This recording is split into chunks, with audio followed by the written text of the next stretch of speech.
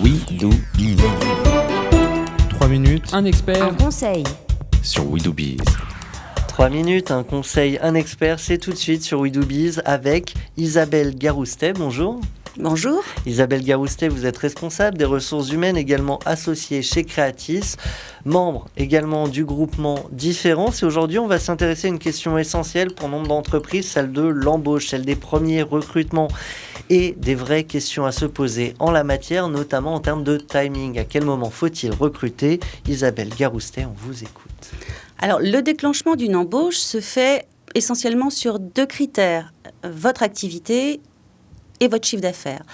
Donc, si vous montez un restaurant, par exemple, vous n'avez pas le choix, il vous faut un salarié dès l'ouverture.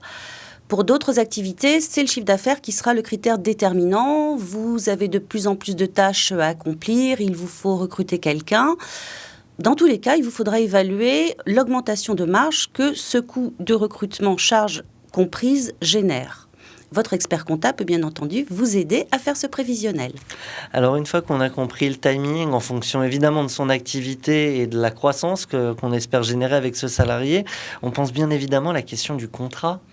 Oui, alors dans notre législation sociale, 2 grands types de contrats, le CDI et le CDD. Donc le CDI, c'est un engagement dans la durée que l'entreprise doit pouvoir supporter financièrement.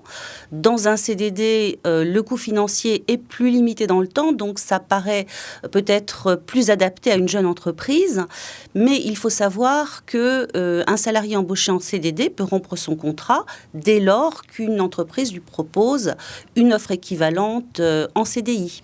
Donc éventuellement, là on a également un risque pour l'entrepreneur, surtout quand son salarié était magnifique. Ouais. Est-ce qu'il y a d'autres points essentiels à verrouiller une fois qu'on a compris quand l'embaucher, une fois qu'on a compris sous quel contrat l'embaucher? Voilà, quels sont les points essentiels? Alors il y a effectivement quelques points importants à verrouiller. Le premier, vérifier que l'entreprise, vos locaux répondent bien aux règles d'hygiène et de sécurité définies par le Code du travail et votre activité. Si vous montez un restaurant, ces règles d'hygiène ne seront pas les mêmes que si vous montez une agence de com. Deuxième point important, prendre connaissance de la convention collective. Elle peut faire mention d'éléments importants tels qu'une prime de vacances ou un 13e mois qu'il vous faut connaître.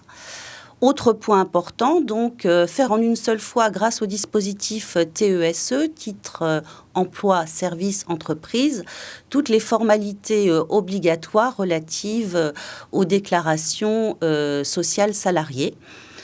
Et enfin, donc, il ne faut surtout pas oublier que votre salarié ainsi que les charges sur salaire doivent être payées en temps et en heure. Donc, il vous faut être très vigilant sur la trésorerie.